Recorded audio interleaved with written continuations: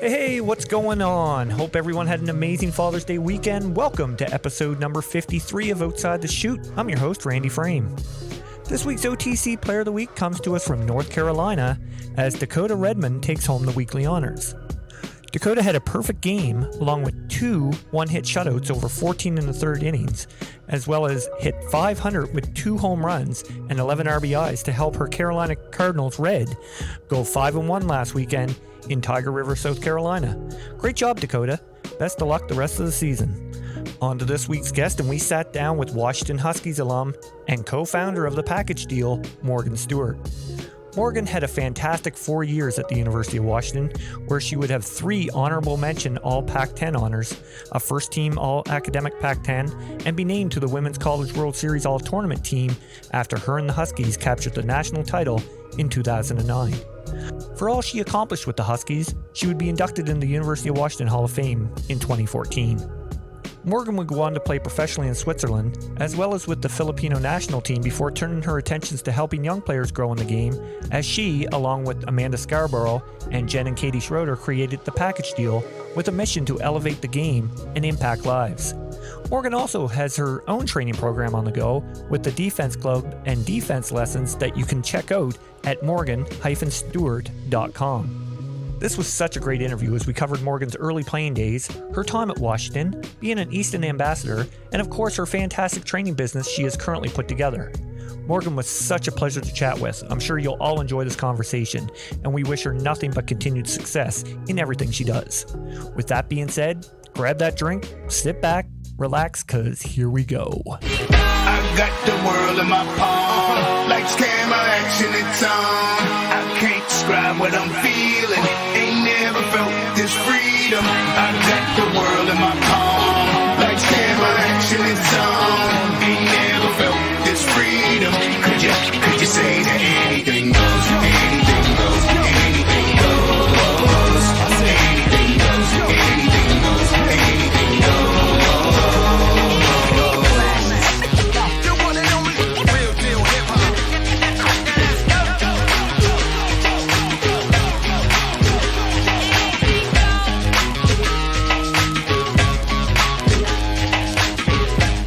Here we go.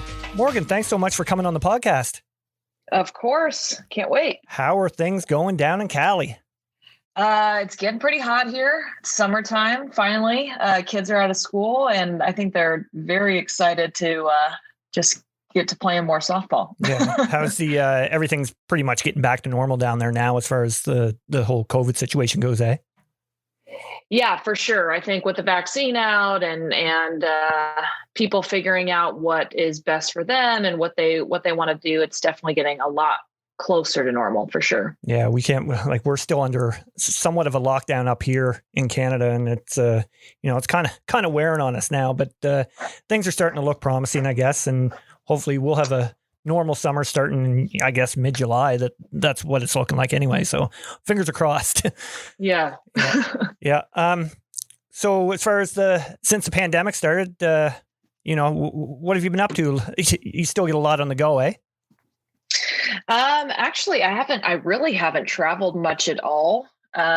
Really just to maybe see family once, but really different year for me as far as not traveling with package deal, still teaching my normal weekly lessons. For a while we were all virtual.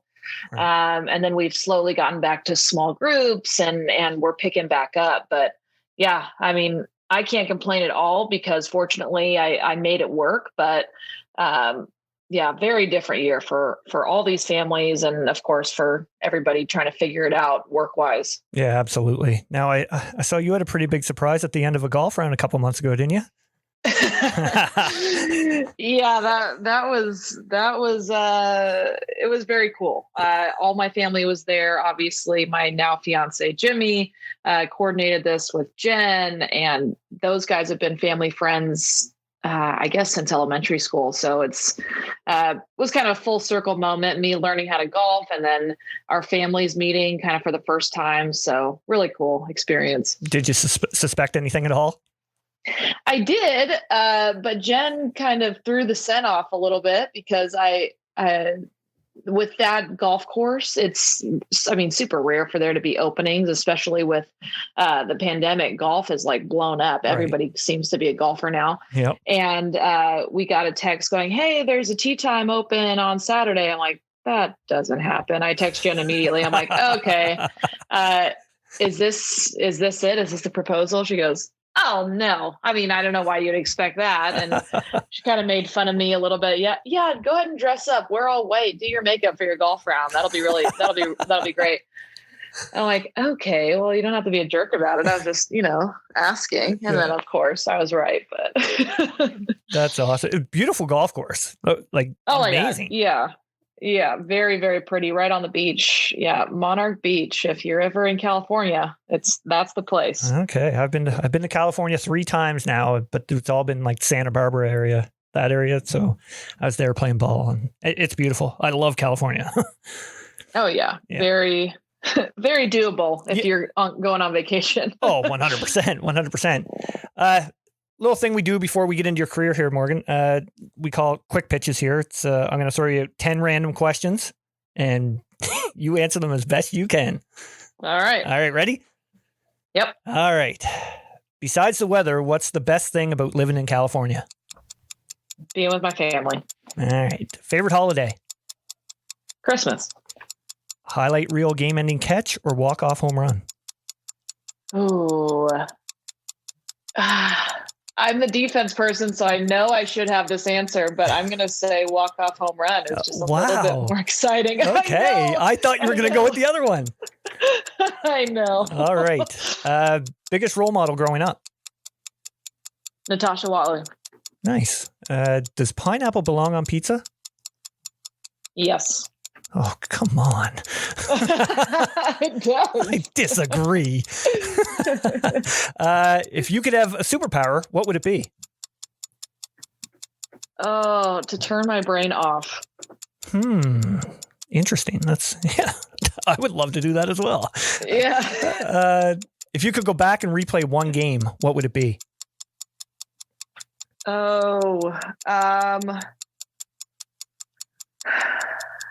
I would really like to play the Arizona State game that we played in the World Series. I actually had a walk-off hit in that game, but leading up to it, that was just a really, really fun one because I got to play against 2 of my best friends growing up in travel ball. It was just a really fun game for me. Awesome. Besides Husky Softball Stadium, favorite place to play? Oklahoma City. I figured that's what it was going to be. Yeah. Last one. On a scale of 1 to 10, with 10 being the best, how's your golf game? Oh God. I would say I'm about a 3.5 right now. And I guess some would disagree with me, but man, we got second place in a couples tournament this last weekend. So I'm still a little bit sour on that. Oh, okay. Oh yeah. I saw you posted the picture of that. That was pretty big group there. Yeah, no, we had a lot of fun. That was like our first kind of big get together. Doing all golf. So I don't know. I need to get better. That's all. You finished in second. That's still pretty good though. Yeah.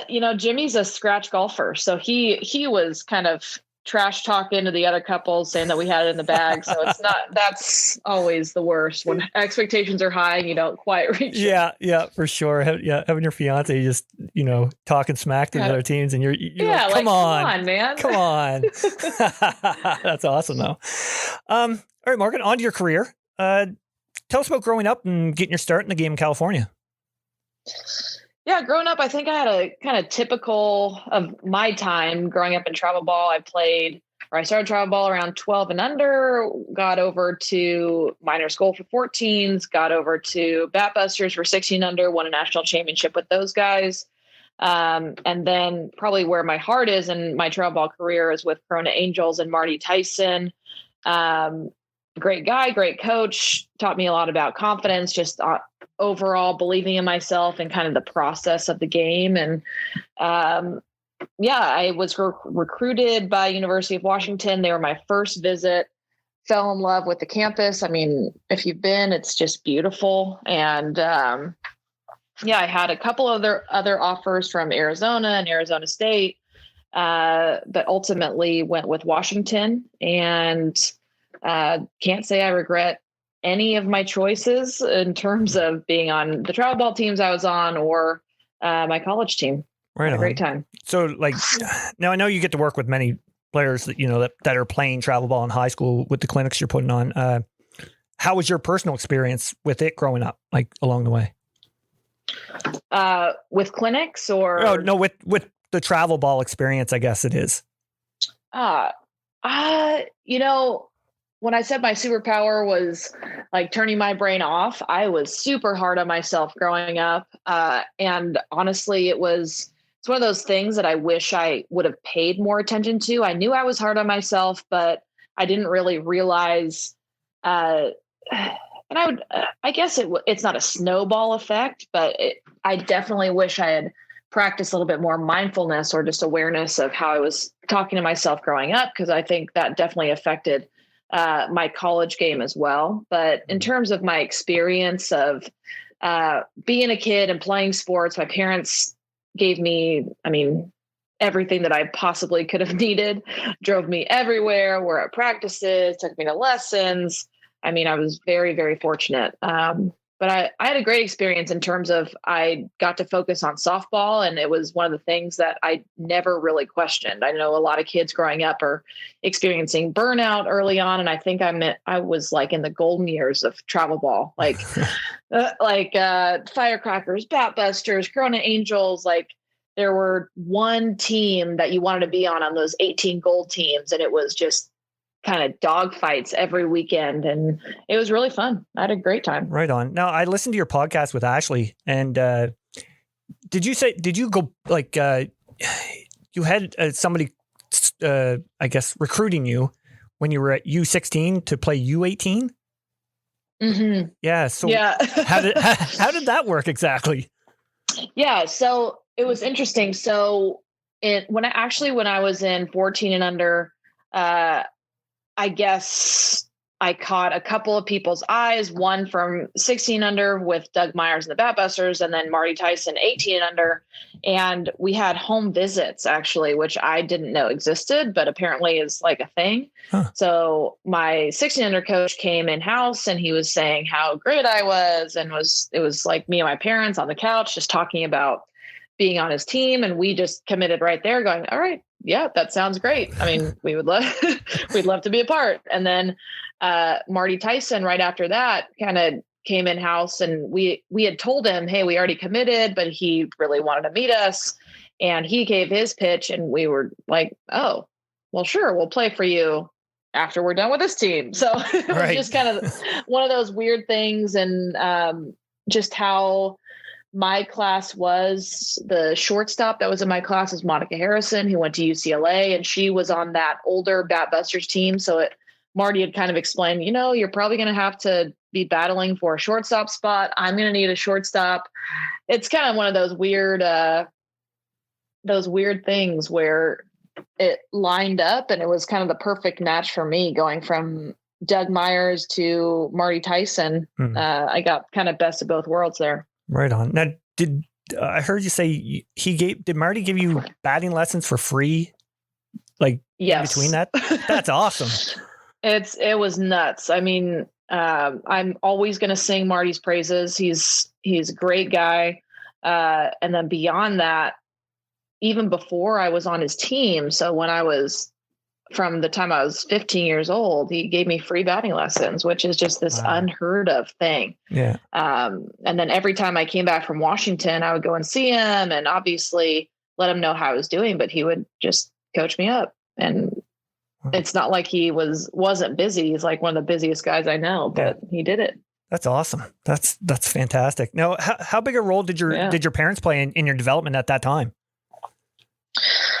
In my development, I honestly never really practiced with my parents. My mom didn't play softball. My dad played football growing up. So I loved having my dad be an athlete and be a part of elite sports, just to kind of balance me a little bit. And going back to kind of the personality of my parents, my mom's like the louder, kind of more into it one, and my dad's very laid back. And since my dad had played college sports. He was drafted by the Dolphins, and he was out of the NFL because of injuries. But I kind of felt very lucky to have my dad have that experience, just so I knew, okay, well, this doesn't matter that much. I mean, you need to focus on the next thing, and he helped me that way. But yeah, in terms of softball, my parents left as the coaches, which I was happy about too. Right on. That must have been like, pretty comforting to have your father, with that, big of a role in football, to be able to, have his ear and talk to him and get his opinion on stuff. Because I mean, like you said, not a lot of people get that.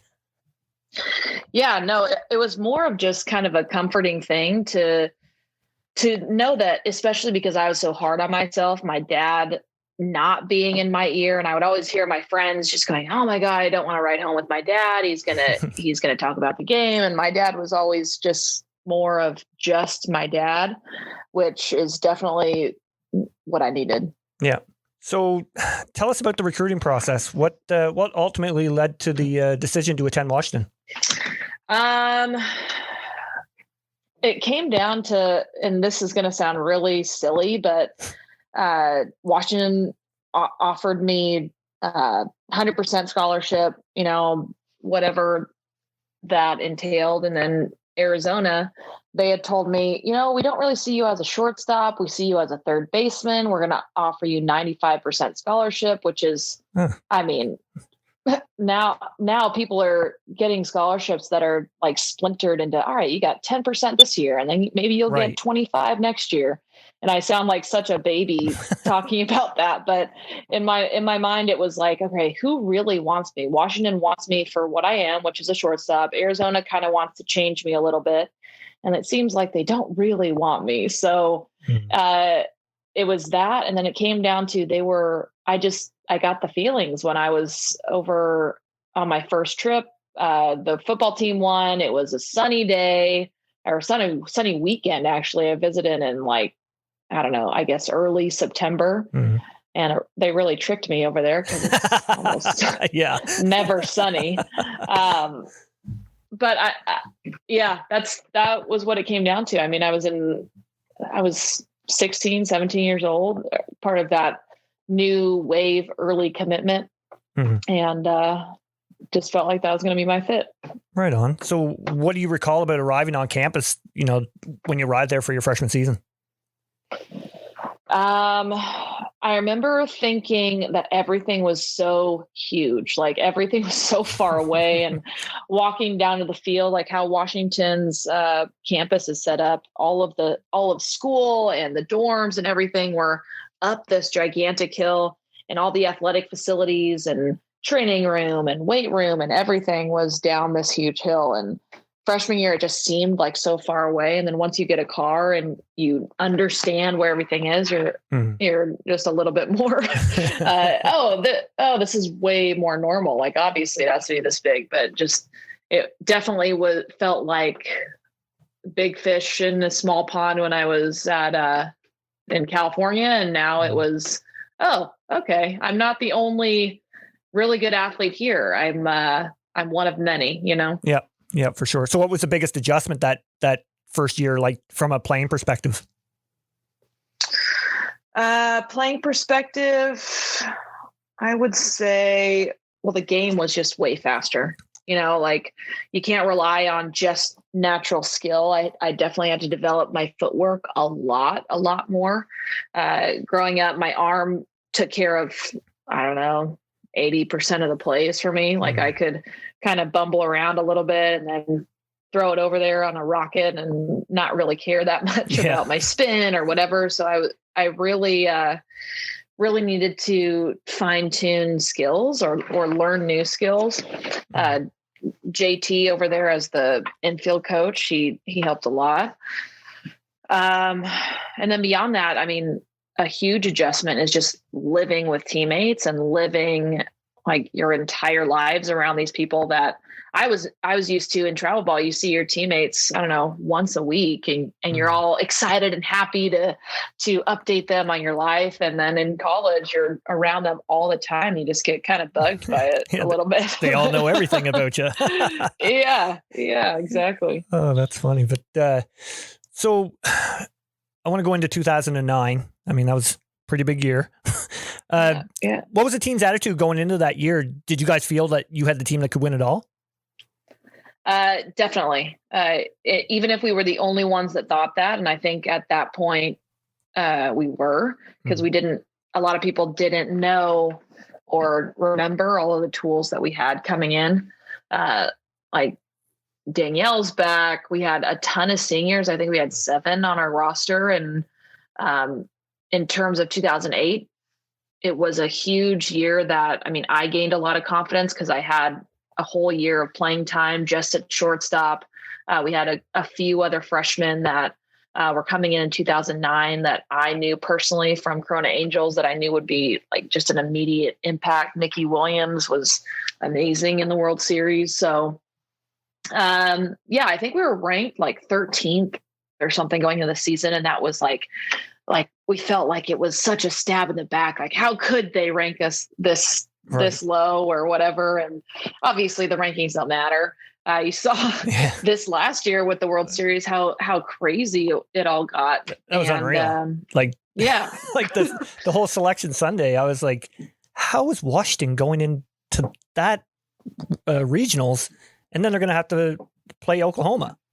Yeah, just nuts. I mean, it's unfortunate that they didn't make it to the World Series because they had to go through Oklahoma. But I mean, man, who could have predicted what even the World Series was? I mean, Oklahoma won, but nobody knew JMU was going to do that.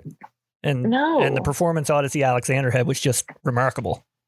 Unreal. So fun to watch her. Yeah. So cool. There's so many things in this year's World Series. I mean, you had that, and then, Montana Fouts goes out and throws a perfect game. There was a lot of the max amount of games, the amount of attendance that was there, the viewership. It was awesome for the game.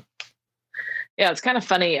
So this is the first World Series that I've actually sat down and watched majority of the games with Jimmy. And he was just saying, well, because we watched Montana Fouts that game probably from start to finish. And he's like, well, who can beat her? She's throwing 74. I've never seen that. And I'm like, yeah, that doesn't really happen. And she's sitting at like 73, 74 the entire game. Yeah. He's like, there's nobody that's like over 100-mile-an-hour fastball in Major League Baseball. I'm like, but then the next game, you just see that, I mean, the game doesn't really care how you did in the last game. It's just about, all right, what do you got today? And I mean, that was an amazing performance, but he was just blown away that anybody could ever beat her. So it's just one of those things. Like he grew up playing baseball. He was drafted to the A's, but then he had Tommy John surgery. Injuries kind of took him out, but it's fun watching softball with him because he just sees it from the baseball perspective. Like, wow, you got that arm. Like nobody's going to beat that. Yeah. So who else do they have? It's like, you only really need one pitcher a lot of the time. But. Is there many arguments when you're watching or everything's pretty low key? It's pretty low key.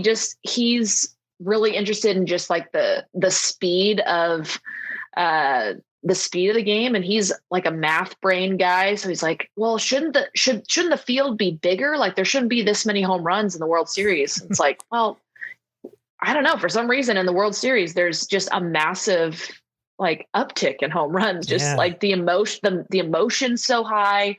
A lot of these girls will never play softball again. He goes, oh, I never really thought of that with men's sports. It's like, oh yeah, the World Series is cool and it's cool to do, but a lot of the guys that are top performers are going to go to minor leagues or major leagues and they continue their career. And that's the thing with World Series. It's like a special kind of experience just because it is the top for a lot of women. Yeah, for sure. I mean, I had such a, I didn't really I couldn't watch the games live here in Canada because we don't have ESPN, which is absolutely ridiculous. So that stinks. Yeah, it does. So the only way we can watch it live is if we have like a Fire Stick, Amazon Fire Stick, and get the program and whatnot. But, as soon as the game's over, I'm able to watch it. They put it right up on YouTube. So there you go. So what I was doing, I wouldn't go on social media. And then you can. I know. And then I'd watch it. So some of the games I did know, but some of the games I didn't, which, I had much better time watching those games than I did than the games I knew. But I'm going to talk about your Women's College World Series because you had a really good one the year you guys won. You hit 476 in 6 games, tournament high 10 hits, World Series record 4 doubles in that one game, and tied the record for hits with 5. What happened there? Just got in a big zone, or just love playing on the big stage in OKC? Oh gosh, that was the biggest zone that I've ever been in, and it started like the weekend before we played Georgia Tech, and for some reason I was just seeing the ball so big, and I remember thinking in Georgia Tech, just going, man, well, this would be nice if it carried over.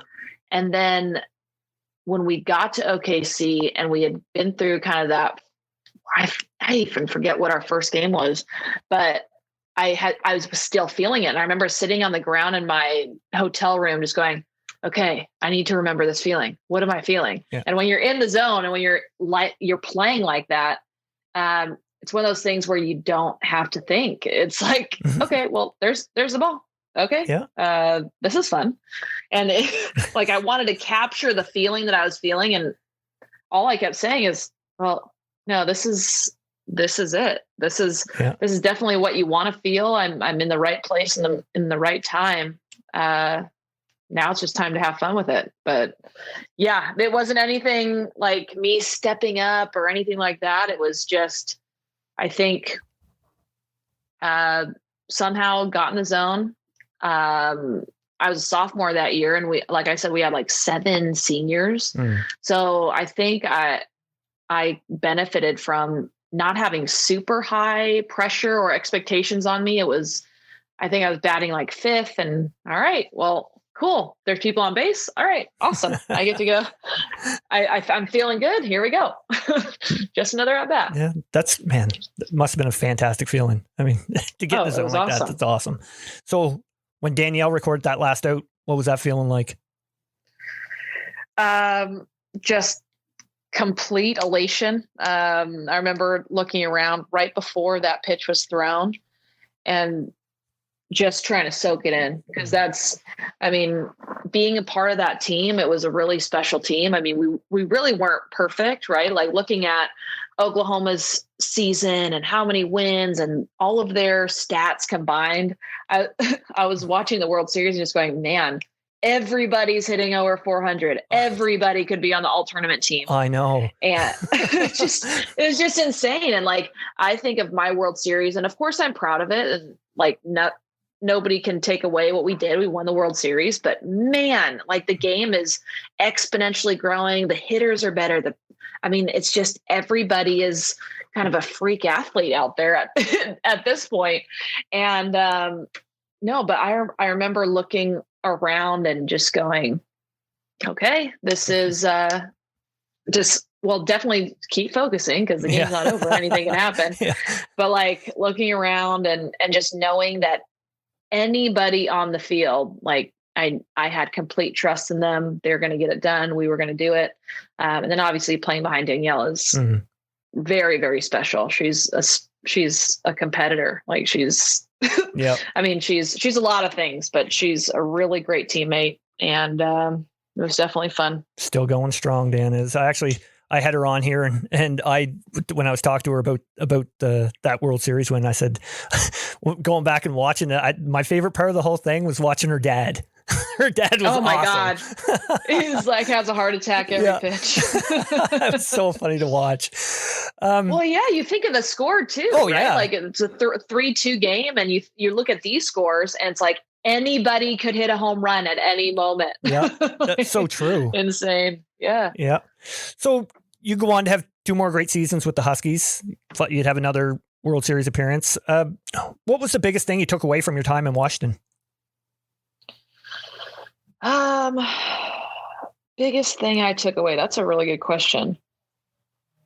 Well, I do that sometimes. Yeah. I think the biggest thing really in 2010, we were ranked 1 the whole season. And then we get to Oklahoma and we're out in 2. And that, honestly, I had a really, really bad, to me, it seemed like a season-long slump. I didn't do very well my junior year.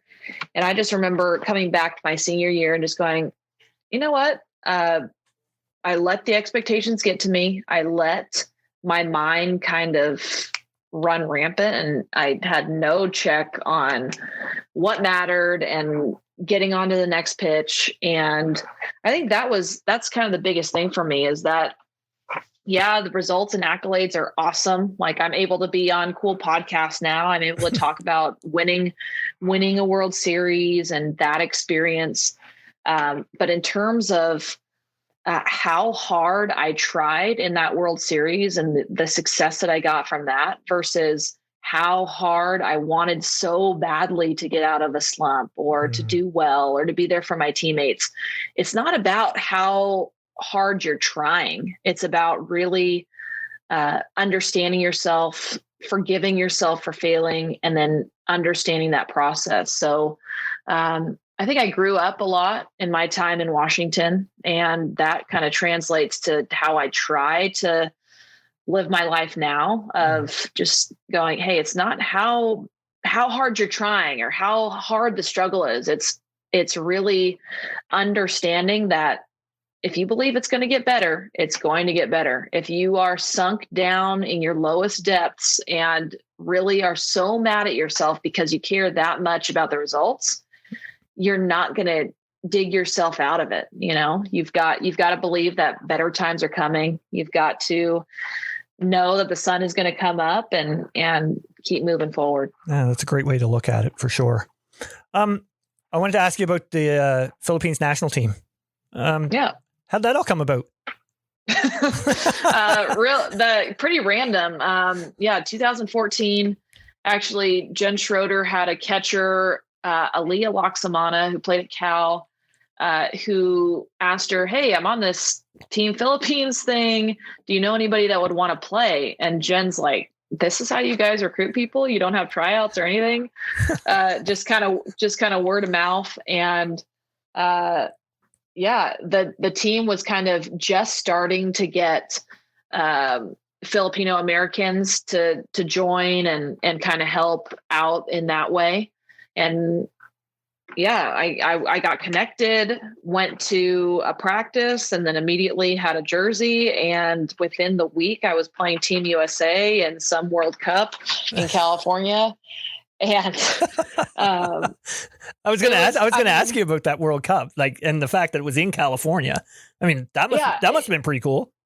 Yeah, it just came together really fast. And at that point, I hadn't played in, a couple years, because I did like a little stint in Europe playing in Switzerland, but that was very different competition than playing in the World Cup. And yeah, it was fun because my family all got to come out, but it was one of those things like, all right, I got nothing to lose. I haven't practiced. I haven't hit off a tee. Here we go. I'm playing third base against Team USA. So that's crazy. It was definitely fun. Yeah. Yeah. Actually, I went back and looked at the results of that, and you guys actually had a good game against Canada. Canada only beat you 3-1 or something like that. So, good game. It wasn't like a terrible showing. It was a good time. I think teams that, again, it's that expectation piece. When you don't have a ton of expectation, you play with nothing to lose. Kind of anything can happen. But definitely a cool experience being able to play in California and just play again, honestly. No doubt. Now, was this around the same time that the creation of the package deal was formed? Yeah, pretty much exactly the same time. I think the winter before, we had just been doing some of our first events. So 2014, that next summer, we were definitely getting just up and rolling. I remember we had like business cards that we had made for that weekend to pass out and stuff. And I'm like, oh, well, I can't really do this anymore because I'm playing. But yeah, I'll talk about it. So what's the story? What's the whole story on how it was formed? I read a couple different things about Jen being on a plane or something like that. And... Yeah. Well, Jen had been doing like a ton of posting on social media for Jen Show catching. Mm-hmm. And I think she's like one of the biggest pioneers of posting on social media with drills and that kind of stuff. And all four of us, so myself, Jen, Amanda Scarborough, and Katie Schroeder, basically all softball players after they're done, I think, get asked to do clinics, they do lessons, and it's kind of this thing where it's like a rite of passage.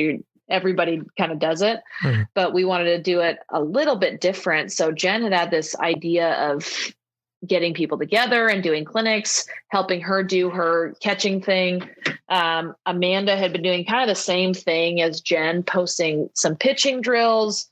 And then Katie and myself, Katie had already started helping Jen with some of her catching clinics. And I was actually over in Canada around at the same clinic as the Schroeders for Rob Campbell. I'm not sure if you're familiar, but he had contacted me the year before to do a clinic. So I was the veteran coming back to do like my second or third clinic, and the Schroeders had been there only one time. I got my own field on this at this Canadian clinic, and Jen was in the outfield of my field with her catchers. And that's probably, I guess, one of my favorite memories, because Jen, if you know her, is like larger than life. Yeah. She's like the diva of the group. And for this clinic, I had the infield and she was just out by the fence in the outfield with her like 5 catchers, and it was awesome. Anyways, you wouldn't have heard anything about that, what? Yeah, like just it was fun for me. I had just met Jen, so I didn't know a ton about it, but she ended up coming over in the infield and going, "Hey, let's do a little competition." And her catchers and my infielders started doing drills together, and we just hit it off really, really fast. And I guess from there, it was Jen had contacted Amanda, and then obviously Katie's her sister. So it was one of those things that was just kind of a given that Katie would be involved.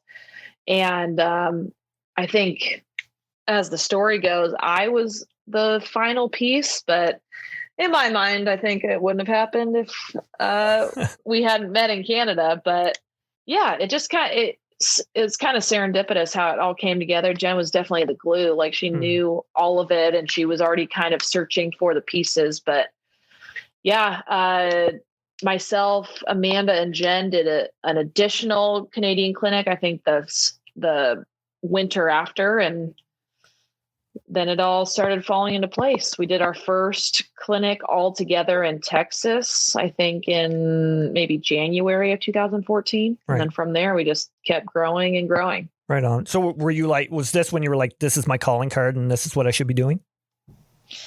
At the time when we had started, I was assistant at Loyola Marymount in Manhattan Beach, or LA.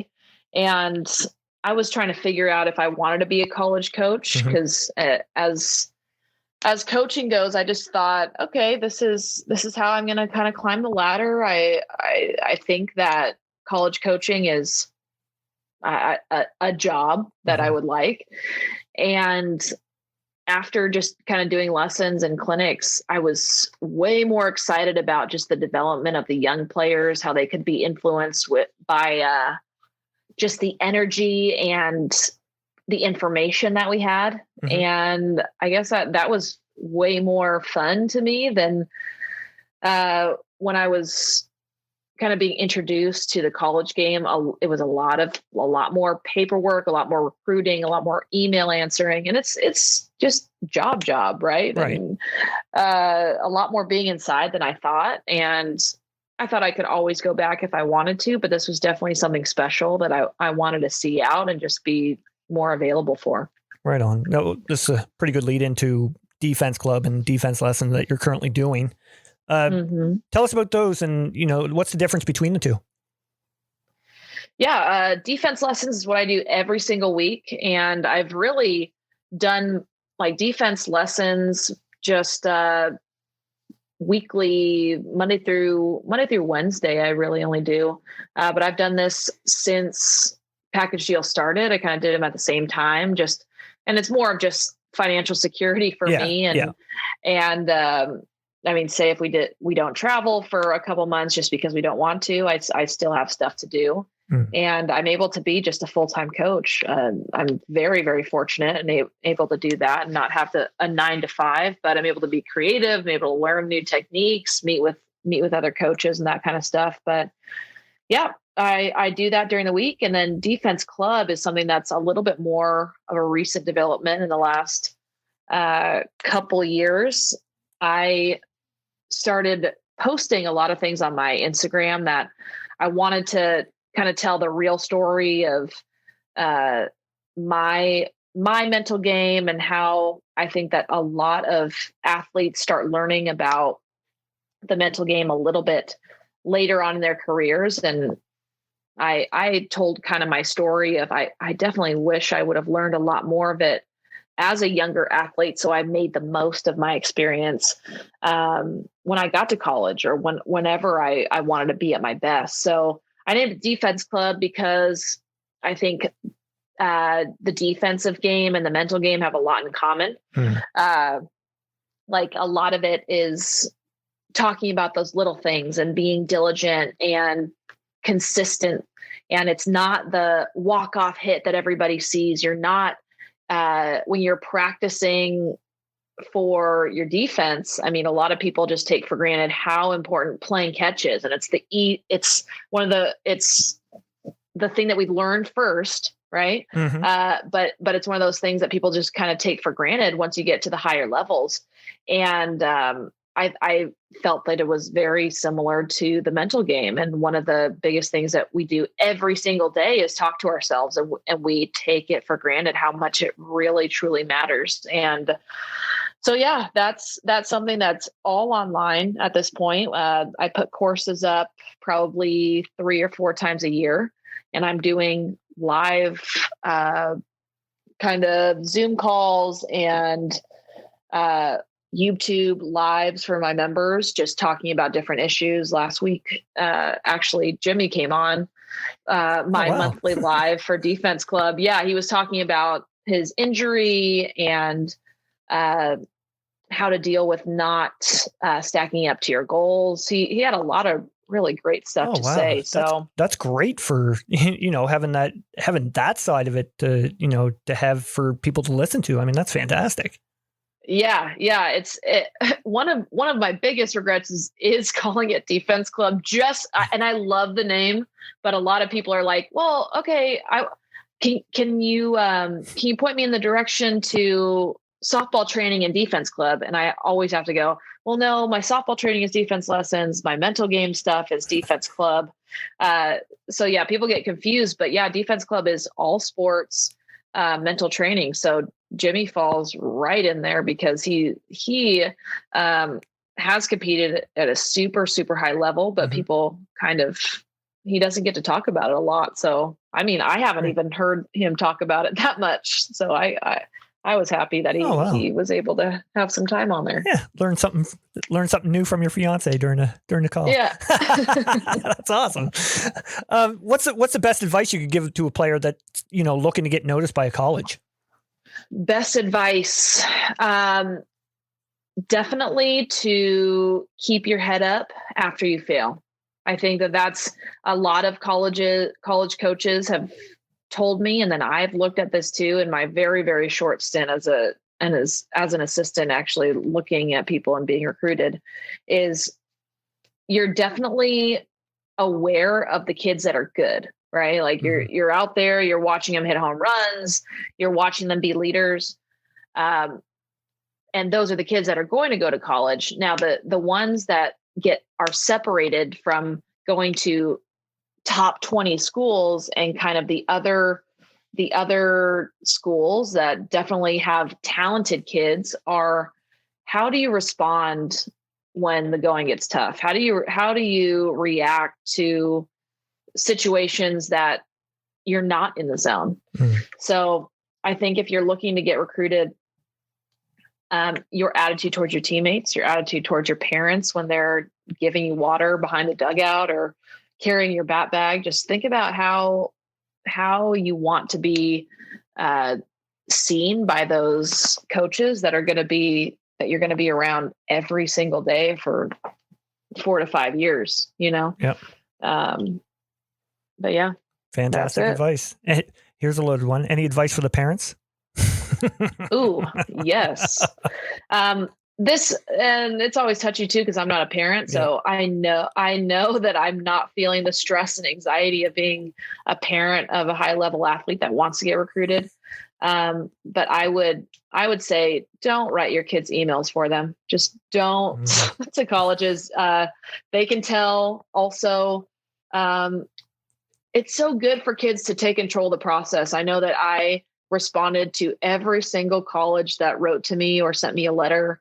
That was one of the things that my parents asked me to do is, hey, you never know who's going to be the coach of the team in 2 years, 3 years, next year. Yep. The turnover's super, super fast. So be respectful, respond to everyone, and kind of do your own research. Right on. Now, before we get to the final segment here, I want to touch, quickly on being an Easton ambassador. What's it like working with them? Actually, just had a call with them this morning. Very good. It's a super open relationship. If I have any issues or problems or ideas, it's pretty cool because I'm literally a text or a phone call away from somebody that I can talk to immediately to try to put some of my ideas in place. So that's been really cool. It's been cool launching my first ever signature glove. I honestly, after my playing days, I just didn't think that was gonna ever happen. And it wasn't even in my mind until I was actually sponsored by Diamond a couple of years ago, and we had kind of played with the idea, but Easton turned out to be kind of a better fit for me to live out this little dream of mine. And it's been really nice. Right on. That's awesome. Thing we end the podcast with every guest, something we call player association. I'm going to throw out a name for you, and you can say as much or as little about them as you want. Oh, geez. Oh, no. So first one is, I think, has one of the best names in ball ever. Hooch Fagali.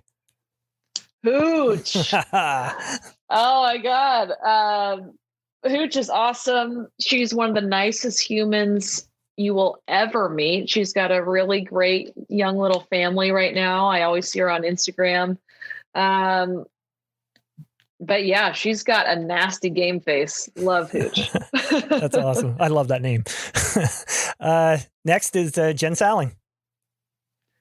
Jen Salling, freak of nature. She's so freaking good. I love Jen. She's actually one of my closest friends. And before she got on the team, I remember just not liking her because she was pushing me out of shortstop over to third base. But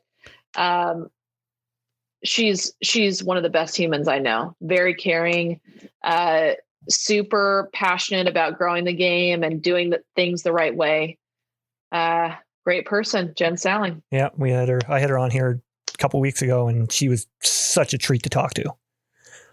So nice. Yeah. She really is. Yeah, for sure. Next, Amanda Scarborough. Amanda Scarborough, one of my current teammates, I guess, with Package Deal. She makes me feel so good about how I teach the defensive side of the game. She's been around a ton of softball people. She announced for ESPN, and she always has a nice thing to say to me about how much she has learned from how I explain defense. Just I put it in a different perspective.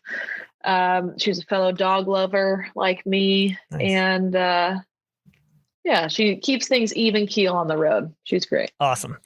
Last but not least, Jen Schroeder.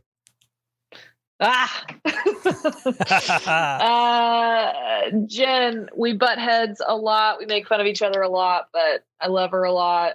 She's my best friend. I think the best thing about Jen is probably Rudy. Oh, I was hoping you were going to mention Rudy. I love Rudy. Oh my God. She's like a fake baby. Yes. She might be an angel. She's definitely an angel. I mean, after seeing what Jen posted this last week with Rudy traveling with her and the way Rudy was, I was like, that girl is an angel. Yeah, she has to be. And I haven't seen her in 2 weeks, and I feel like I'm just deprived at this point. So yeah, actually, Rudy gets my vote. Yeah, there was actually, I saw one of your pictures on Instagram that you had. It was you and Rudy, and she was laughing, and I had to laugh at the caption where you said laughing because it took her less than a year to get her name on a glove, and it took you 32.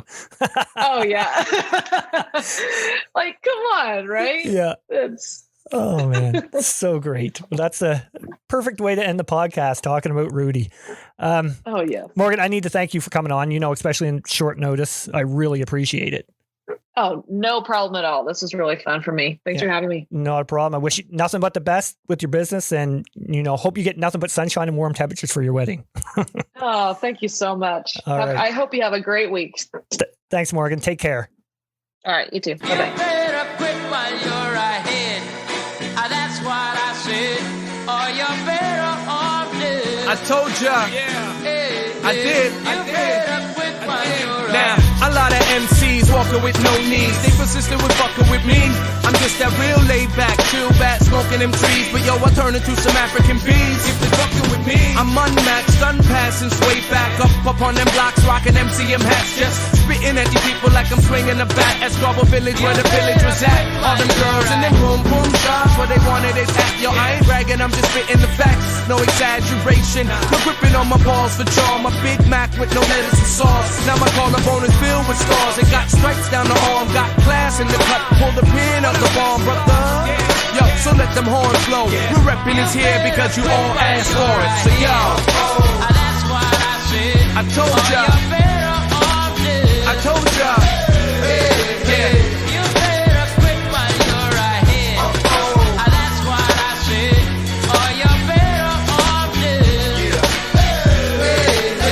You better quit while you're ahead. I ain't going nowhere. I got my people in here. We still got it after all the smoke. Now speaking mathematically, there's no comparing to my strategy. Trying to measure up, I appreciate the flattery, but half of these rappers are half of a beat backwards, claiming they on point, man. Check the stats first. I've dropped 12 albums with at least 12 songs in the last 12 years. Do the math right there. That's 144 on a 1 a month average, and that don't even count what I produce for other rappers. Done 5 tours with 20 shows or more, and that's only dating back to 2004. Let's not forget the other years that don't apply to. Now name another rapper touring Canada like I do.